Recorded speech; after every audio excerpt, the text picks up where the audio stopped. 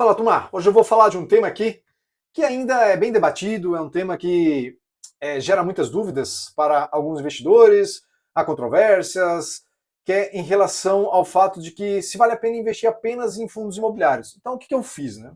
Eu fiz um levantamento dos principais pontos que é debatido por analistas, influenciadores, que falam a respeito disso, e vou também trazer aqui o meu ponto de vista a respeito dessa questão, se vale a pena ou não investir só em fundo imobiliário, porque a gente está vendo que os fundos imobiliários são uma classe de investimento que vem crescendo bastante. Se não fosse a Selic tão em alta, na casa ali dos seus 25% a 15%, a gente com certeza teria bem mais investidores na Bolsa de Valores, né, investindo em fundo imobiliário, especialmente aqui. Saiu o último resultado aí da B3, onde eles fazem o levantamento, né, o boletim que eles informam. Nós estamos ali com 2 milhões e 800 mil investidores, quase 3 milhões. Esse número, como eu disse, ele já teria sido batido de 3 milhões se não fosse a Selic tanto tempo em alta. Mas aí vamos levantar aqui então alguns pontos do porquê dá ou talvez não dá de investir só em fundo imobiliário. Eu vou começar aqui elencando os riscos de investir apenas em fundo imobiliário. Né? Quais que seriam esses riscos, certo? Risco da taxação de dividendos. Isso é ruim? Bom, tem que pensar que se caso a taxação de dividendos aconteça, a tendência é que a cota faça uma conversão. Isso é um problema para você? Então hoje uma cota custa R$ 100, eles vão taxar ali os dividendos em, sei lá, 5%, 10%, que obviamente vai vir líquido já para a sua carteira. A tendência é que a cota faça essa correção de 10%, 15% e depois volte a ser negociada ao dia a dia, né? E pode voltar a subir aos R$ 100 novamente. A questão é, isso te incomoda? Esse é um primeiro ponto. Segundo ponto aqui, risco específico do setor imobiliário. Então, pode ser que mudanças nas leis afetem o segmento de imóveis. Quais mudanças? Não sei. Mas no nosso país aqui, onde a criatividade para se elevar impostos, para se elevar cobranças, para todo mundo pagar um pouco mais aqui, ela é bastante alta, né? A criatividade para essa questão é bastante alta. Então esse é um outro ponto que tem que levar em consideração, ficar preso ao setor imobiliário. Uma outra questão, o potencial de valorização da carteira, ele é bem reduzido. Isso tem que ficar bem claro. Muita gente entrou em fundo imobiliário quando viu a cota dos fundos sendo negociadas a 150, HGLG 210, 205, para fundo de papéis sendo negociado a 140, 150. E acreditaram que fundo imobiliário é isso, ele é uma ação, né? Que uma hora a cota vai disparar para cima de forma absurda e tudo mais. Isso não vai acontecer.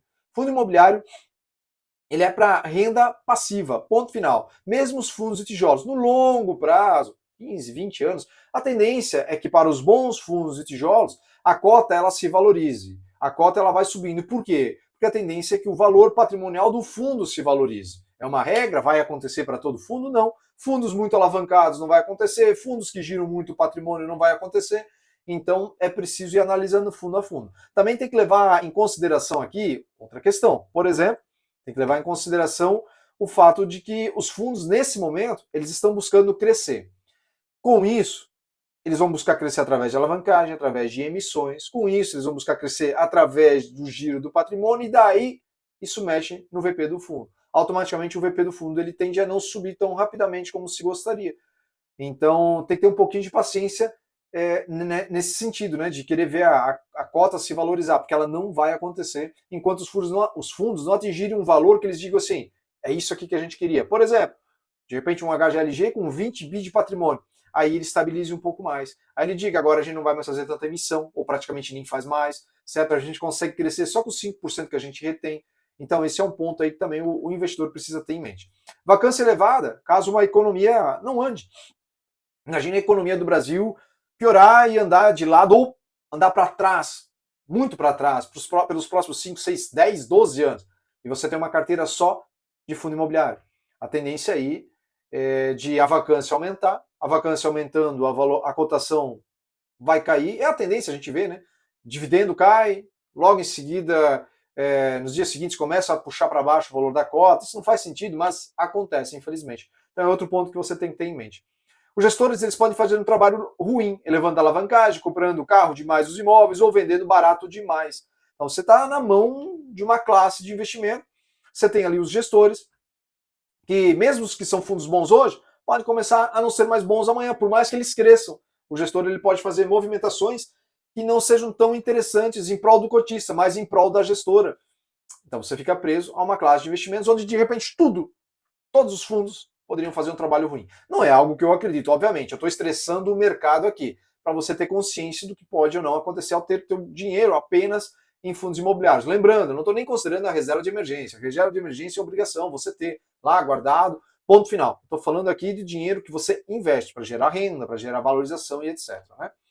Já nos fundos de papéis aqui, o risco nós temos da inadimplência, que está sempre rodando no mercado, né? Principalmente com uma economia não crescendo de forma saudável. Então nós temos incorporadoras que podem estar quebrando, mas tem as garantias. Numa economia ruim, aquelas garantias servem para bem pouca coisa. Porque se nós temos os fundos de tijolos, uma economia ruim, uma vacância nos imóveis e, consequentemente, uma nova não entrada de receita de renda, o aluguel, imagine então num fundo de papel que sofreu inadimplência em vários CRIs lá dentro, ele tem garantia de vários imóveis, mas o que ele vai fazer com aqueles imóveis? Ele tem que vender. Numa economia muito ruim, automaticamente vai vender para quem? De novo, estou estressando o mercado.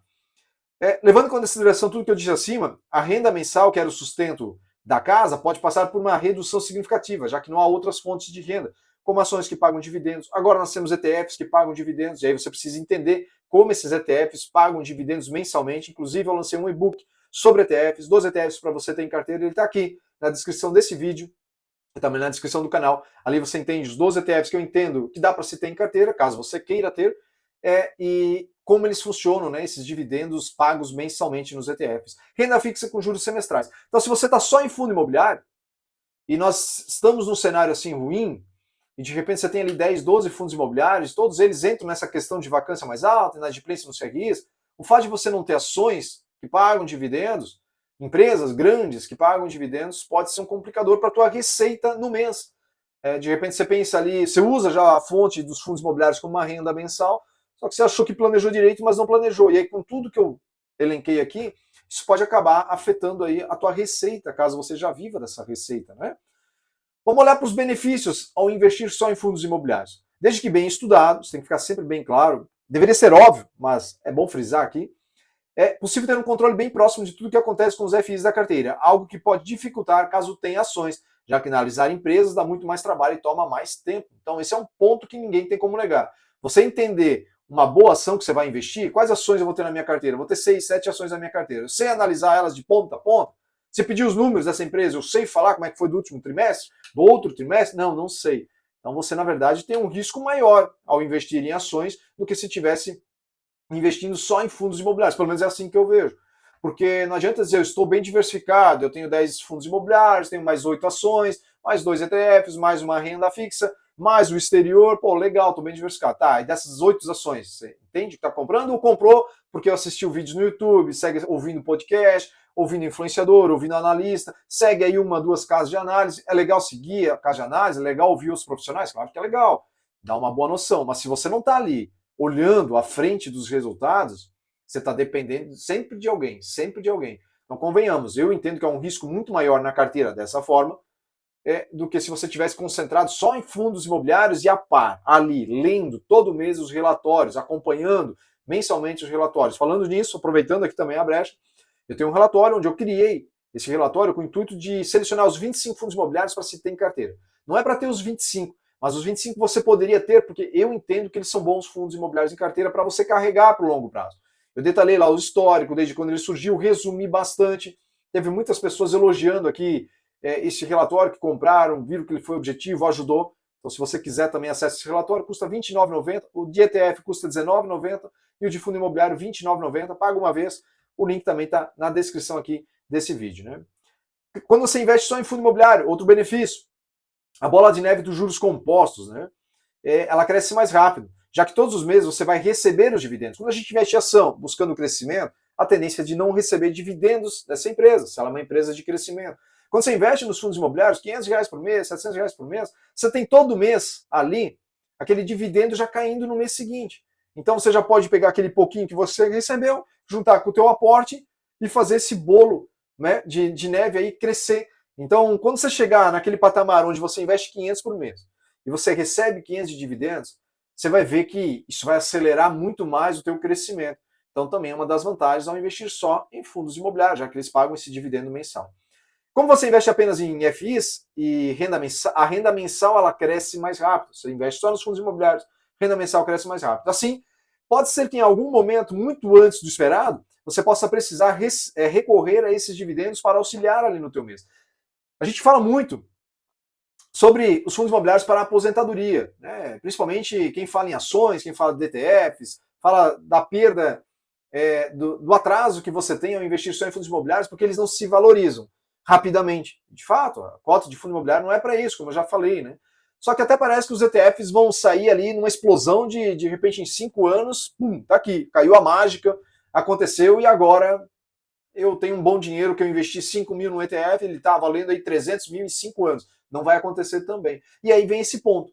Pode ser que, de repente, ao investir só em fundo imobiliário, você acumulou já um patrimônio interessante, certo? Tem uma questão de dividendos interessante, que pode complementar o teu mês. Então, de repente, você ganhou a conta, você tem 6, 5 meses de salário de desemprego, você tem ali os dividendos, que lá atrás eram de R$10, 15, de repente agora são de R$1.500, R$2.000, que eles vão te auxiliar naquele mês. Então é um ponto interessante para se considerar. E não só pensar assim, o fundo imobiliário ele é só para quando eu me aposentar. Mentira. Quem fala isso, não está sendo correto ali com a situação. A gente tem o nosso dia a dia, a gente não sabe o dia de amanhã. Amanhã eu posso precisar recorrer aos dividendos que eu recebo, eu tenho. Numa ação que supostamente tem um crescimento, alguém pode alegar, mas aí você vende aquele pedaço da ação. Só que aí você está vendendo o teu patrimônio. E se ele de fato valorizou. Porque muitas ações no Brasil nos últimos 5 anos também estão andando de lado. Né? Aquela questão de acumular para o longo prazo, tá ali, o cara está até fazendo os aportes, mas ela não saiu estourando de forma absurda. Então também não é bem assim quando a gente olha para as ações e dizer, poderia vender um pedaço da ação. Né? De novo, você estaria vendendo patrimônio. Mas falando do fundo imobiliário, você tem então esse complemento em algum momento que você pode precisar. Então eu também vejo como um ponto interessante. Como é que eu vejo aqui essa questão? Se você faz aportes menores, investir apenas em FIs, para mim, no meu entender, é mais vantajoso. Entendo que a diversificação é o único almoço grátis que de fato nós temos nos mercados de investimento. Mas se de fato você acompanhar o mercado de FIs de perto, é possível se movimentar caso o pior aconteça. Então, você está todo dia respirando, acompanhando as notícias do teu fundo, 1, 2, 3, mês a mês, você está ali olhando para os relatórios, lendo os relatórios. Você vê que aquele fundo está caminhando, porque o pior não acontece de uma hora, de um dia para o outro. O pior no fundo imobiliário, isso vai carregando de um mês para o próximo, para o próximo, para o próximo. Você vai percebendo isso. Vou dar um exemplo aqui, tanto de papel como de tijolo. HCTRD, hoje é fácil falar. Mentira. Quem diz isso é porque não acompanha os mercados de fundo imobiliário. Eu, inclusive, lá no curso que eu tinha para os meus alunos, que eu lancei na época, lá em 21, 22, eu antecipei a questão do HCTR, a questão de DEVA, quando eles estavam ali na casa dos 110, 120. Inclusive, eu utilizei esses fundos mostrando eles o porquê eu entendia que o risco que eles carregavam e o porquê daquela cota ela poder uma hora e outra desabar bastante. Isso foi explicado lá. O mesmo vale para fundo de tijolo, XPPR11. Ele não piorou de uma hora para outra. A movimentação do gestor comprando imóveis sem ter como pagar por aqueles imóveis, isso foi ficando claro no relatório. Vino 11, outro fundo imobiliário que tem uma base de cotistas significativa, isso muito, porque ali está na questão dos R$10, é 5 e pouco hoje, mas a base é 10, ele é a mesma coisa, ela não piorou o fundo de uma hora para outra. Foram os movimentos dos gestores que pioraram. Então, se você acompanhar de fato os fundos imobiliários de perto, você consegue fazer essa, entre aspas, aqui, uma antecipação, né, de dizer, tá piorando demais, eu vou sair aqui dos fundos imobiliários e eu vou para outra classe. Né? Você vai deixar ganhar com as ações? Aí depende, né? Se você faz aportes de 500, um exemplo que eu estou dando aqui que eu já citei antes. Todo mês você vai comprar um ativo, então você tem uma carteira diversificada. Só que seus aportes são de 500. Você tem ali fundos, ações, ETFs, investimento lá fora, renda fixa. É uma coisa que tem que ser bem sincero aqui. Quanto ao longo de 5 anos, você vai ter acumulado um valor total com R$500 e quanto você vai ter acumulado em uma única ou 2, 3 empresas. Certo? Então você investiu todo mês R$500, só que você diversificou. É 500 nesse fundo aqui, é 500 pouquinho naquela ação ali, agora 500 naquele ETF ali. Você foi diversificando. E ao longo de 5 anos, que seja 10, você está montado numa posição, numa ação, digamos aqui, uns R$5.000, R$6.000, com 500 diversificados na tua carteira. Então você tem 10 fundos, 10 ações, ou 8 ações, 3 ETFs, 2 ETFs no Brasil, mais 2 ETFs lá fora, mais um pouco de renda fixa, que não é a reserva de emergência. Títulos de renda fixa que fazem parte do investimento ali, com a Selic em alto, é benéfico, né? Só que você foi investindo R$500. E aí vem essa questão. Uma empresa que está ali, que você investiu R$500 ao longo de 7, 8 anos, você acumulou, sei lá, R$5.000. Esses 5 mil reais vão se tornar 500 mil reais em 10 anos? Muito difícil. Muito difícil. Então percebe que não é bem assim essa questão de diversificação para fazer o teu patrimônio crescer de forma absurda. Para ele crescer de forma absurda e você ter um resultado consistente em retorno, você precisa também de aportes consistentes em retorno. Porque se você investe 500 por mês, como eu disse, de forma bem diversificada, esse 500 ele não dá um bolo significativo, certo? Porque você tem 500, você tem 7 mil reais, em uma ação que valorizou 300%, 400% em 5 anos, o que é bastante coisa. E você tem 100 mil reais aplicados nessa mesma ação que valorizou os mesmos 300%, percebe que aqui o ganho é mais significativo. Óbvio, né? São números. Só que muita gente deixa isso de lado. Não, porque não vai valorizar bastante. Não vai. Né? De repente, os teus 7 mil vão virar 22 mil, 25 mil, 30 mil, que seja 50 mil. É bastante coisa, de 5, de 7 para 50. Mas mudou a tua vida? Então você tem que levar também essas questões em consideração. Isso aqui que eu estou considerando que uma ação vai subir desse jeito, né? Dessa forma, tá? Às vezes também é o meu ponto de vista, respeito aqui quem pensa diferente. Eu só acho que se tu faz aportes pequenos, dificilmente você vai ter ali 10 mil investidos e eles vão se tornar 1 milhão de reais, vão se tornar 700 mil reais, né? Para isso você vai precisar de repente de 200 mil para ele se tornar 1 milhão. E por aí vai, né?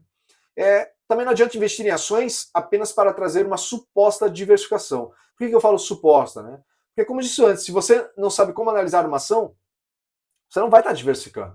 Você está correndo mais riscos aqui. Então, se você faz uma carteira de ações, monta uma carteira de ações, e sem fazer um acompanhamento aprimorado, sem saber o que está comprando muito pelas dicas, só seguindo analistas e tudo mais, você está à mercê sempre deles e não tem garantia nenhuma de que você está fazendo um bom trabalho. Porque quantas vezes a gente vê casos de análise orientando a compra de uma ação, 1 ano e meio depois é para você vender. Aí você faz aportes de 500 reais. Sejamos sinceros. Onde você vai ter um lucro aqui? Onde você vai de fato crescer o teu patrimônio desse jeito? Não vai. Então você tem que definir aquilo que é de fato uma estratégia para ti, né? Aquilo que funciona para ti. Aquilo que de acordo com a tua realidade. Os aportes que você vai fazer, o conhecimento que você tem sobre aquela classe de investimento. E aí, respondendo essas perguntas, você vai olhar e dizer, não, eu vou focar nisso aqui porque faz sentido, né? Como é que eu faço? Eu invisto só em fundos imobiliários? Não. Eu tenho ETFs que hoje representam 15% da minha carteira. E eu pretendo dobrar essa porcentagem com o tempo. Irei ter, a minha ideia é ter 70% de fundos e 30% em ETFs. Dentro desses ETFs, eu tenho ETF que paga dividendo, um deles, e tenho ETFs com foco na valorização.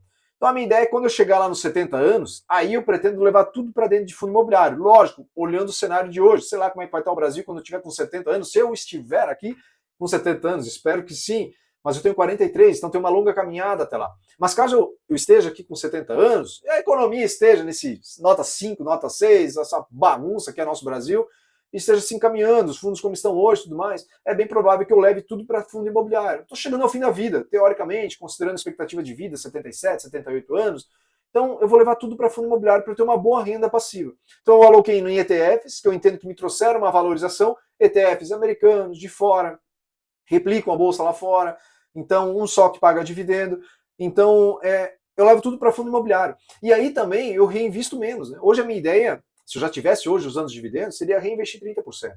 Se der 35%, se der 40%. Quem chegar à margem de 50% de reinvestimento, a porcentagem de reinvestimento de 50%, está resolvido na vida. Você conseguiu um valor significativo lá. Você recebe X de dividendos, você consegue reinvestir 50%, porque com os outros 50% está suficiente para carregar, você não se preocupa mais. Você vai seguir tocando, você tem o poder de corrigir ali a inflação, bem tranquilo. Mas por que eu vou reinvestir menos? Porque, como eu disse, né, cheguei depois dos 70, não tenho porquê de eu precisar reinvestir tanto. Certo? Até na pior das hipóteses, cheguei aos 80, a depender de como eu estou. E aqueles dividendos, eles talvez não são mais suficientes, porque eu fui reinvestindo, eu posso começar a usar o meu capital. Certo? Eu não tenho filho, então só minha esposa e eu. Então, assim, é uma questão que eu posso utilizar o capital para bancar a minha vida, né? O que eu acho, né, que você talvez deveria fazer? Né? Se investe pouco e acompanha o mercado bem próximo, pode focar em FIs. Mas aí tu tem que ser honesto, né? Pô, eu invisto pouco, 500, 1.000, 1.500, é bastante 1.500? É bastante. Só que ao mesmo tempo é pouco para ter aquela multiplicação que muita gente fala em ações e tudo mais. Né? O que eu penso então, né? Que se você entende dos riscos, se você sabe analisar os fundos, se você acompanha, dá para seguir só com fundo imobiliário. Desde que você considere tudo que eu falei no início. Essas questões do risco, essas questões dos benefícios que você deixa de ter ao investir em ações, teoricamente, dos benefícios, né? Se você sabe de fato analisar o mercado bem certinho de fundo imobiliário, estudar como é alavancar, se está trazendo benefício, não está, show. Eu entendo que dá para investir só em fundo imobiliário, sim. Né? Acredito que buscar uma diversificação com outra classe de investimento possa ser uma boa, e eu acredito de fato isso, tanto é que eu tenho ETFs. E os ETFs eu vejo como uma média ali de retorno. Quer dizer, eu tenho um ETF na minha carteira que está trazendo nos últimos 5, 6 anos mais retorno que muitas ações aqui no Brasil. Lógico que 5 anos é uma janela pequena, sim, é pequena, né? Mas a tendência é que, considerando a moeda americana, o dólar, como eles acompanham a moeda americana também, a tendência é que esse ETF ele me traga uma valorização interessante. E o ETF, depois que você estudou como ele funciona, o que ele replica, que empresa ele acompanha, etc., você não tem mais o que fazer. Você só compra todo mês, todo mês. Você não precisa analisar o trimestre, do resultado das ações, das empresas, etc. Você simplesmente vai comprando todo mês. Tá? Então, assim, esses são os pontos que eu vejo aqui a respeito dessa questão, né? Se vale a pena ou não investir só em fundo imobiliário. Obviamente tem quem vai discordar, obviamente tem quem vai discordar dos pontos que eu trouxe aqui para vocês e está tudo certo. Eu acho que desde que você consiga botar a cabeça para dormir lá no travesseiro de forma tranquila, você vai, deita, vai dormir, tá tudo certo, né? É assim que você tem que buscar os investimentos. E claro, que eles atendam, né, as tuas necessidades, tá bom? Então lembrando, tem o link, os dois links dos relatórios que eu criei, um de ETF, um de fundo imobiliário, eles estão aqui na descrição aqui do canal e também na descrição desse vídeo. Por fim, curte aqui o vídeo, ajuda o canal a crescer, que eu pretendo aqui cada vez mais publicar mais vídeos aqui para vocês e buscar aprender com vocês e também buscar aqui, de alguma forma, ajudá-los a investir da melhor forma possível.